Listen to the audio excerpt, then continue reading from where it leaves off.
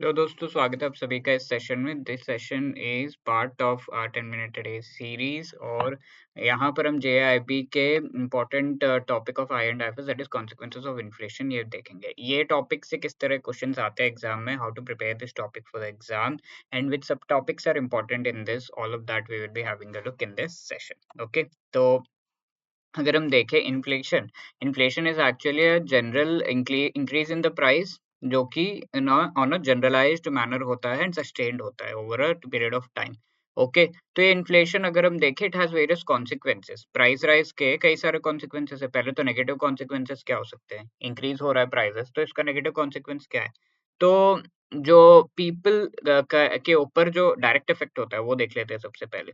तो यहाँ पर ये एक पर्सन है जिसने 200 का जो नोट है वो दिया बिफोर इन्फ्लेशन, तो इसे 2 बास्केट्स ऑफ फ्रूट्स खरीदने को मिल रहे हैं। But later on what is happening after inflation, 200 का नोट देने पर इसे बस एक बास्केट ऑफ फ्रूट्स लेने को मिल रहा है, तो इसका परचेजिंग पावर जो है वो रिड्यूस हो जाता है, इजंट इट। और मनी के जो वैल्यू है वो भी रिड्यूस हो जाती है। ये 2 कॉन्सिक्वेंसेस है which are actually a negative consequence. ठीक है, पहले मनी 2 बास्केट्स ऑफ फ्रूट्स खरीद पा रहा था, the same amount of money is buying only one basket of fruit right now। साथ के साथ हमारी इकोनॉमी में अनसर्टेनिटी होती है। ये देखा जाता है कि गवर्नमेंट जो है बिल्कुल भी मैनेज नहीं कर पा रही इन्फ्लेशन को, और जब गवर्नमेंट इन्फ्लेशन को मैनेज नहीं कर पा रही है, ये चीज़ पता चल जाती है, तो nobody is interested to invest in that particular country and various जो फर्म्स है उनको लॉस होता है इन दैट कंट्री। तो बेयरिश सेंटिमेंट्स प्रिवेल करते हैं इन द इकोनॉमी। इसके साथ-साथ अगर हम देखें तो गुड्स की शॉर्टेज शुरू हो जाती है।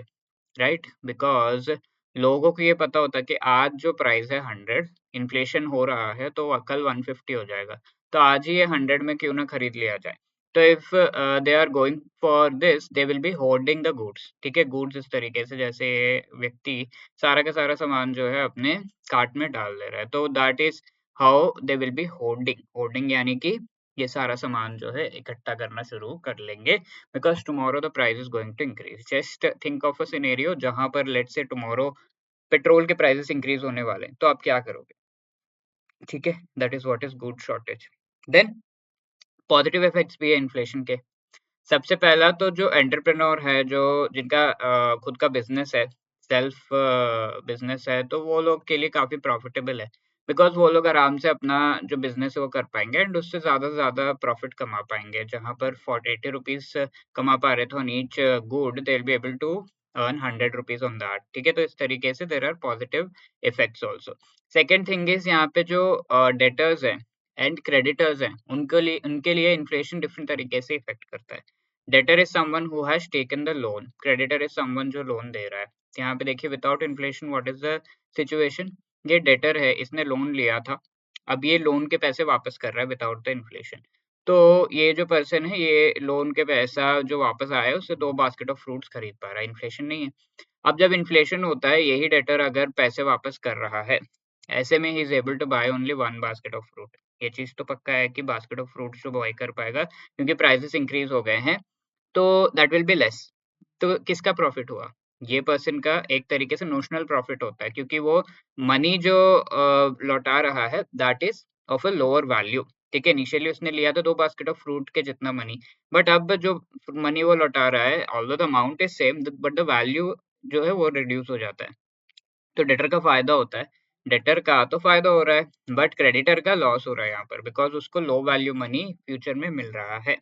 Okay, so these are the things। now this is your question, which among the following is not benefited by inflation। ठीक है, इनमें से किसको बेनिफिट नहीं होता है बाय इन्फ्लेशन, ये चीज पूछी गई है। ठीक है, let me know the answer in the comment section. इसके साथ साथ ये क्वेश्चन पिछले सेशन में हमने देखा था, अक्टूबर 2023 का ये क्वेश्चन है, which among the following statement is not correct with respect to inflation। cost push inflation is a type of inflation caused by the substantial increase in the cost of production of important goods or services।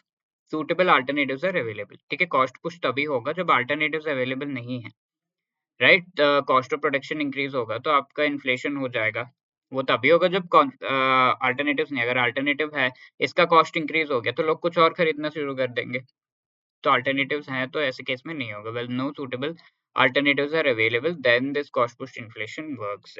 otherwise it does not work. So this is an incorrect statement straight away. A will be the right answer over here. बाकी अगर हम देखें, demand pull inflation is a rise in general prices because of the increase in the demand. ये तो सही है. Increasing quantity of money people के हाथ में होगा तो aggregate demand भी बढ़ेगा. Wholesale price index reflects change in the level of prices of basket of goods. Absolutely correct at the wholesale level. ठीक है, तो ये हम आगे देखेंगे आगे के जो हमारे सेशन से उसमें, right? So wishing you all the best, and if you are preparing for the JIB 2025, want to clear it in one attempt and need guidance, तो आप हमारे मास्टर कोर्स को कंसिडर कर सकते हैं. चारों कंपोनेंट्स जो JIB के हैं इनको बहुत ही अच्छी तरीके से इस मास्टर कोर्स में आपको through concept classes, short recorded videos, short notes of each and every chapter, MCQs of each and every chapter, full and mock test, and साथ के साथ before the exam live classes के through अच्छे से पढ़ाए गए, राइट? तो live revision के लिए लाइव क्लासेस आपको मिल रहे हैं, एंड ऑल्सो डिस्काउंट मिल रहा है. JIB 75 is the code that you can use so as to get 75% discount on this course, and इसका लिंक आपको डिस्क्रिप्शन में देखने को मिल जाएगा. Okay, and wishing you all the best. If you have any other queries, you can always let us know on this number. या फिर you can drop a mail at hello@edutap.co.in. Right? All the best for your preparation. Thank you so much.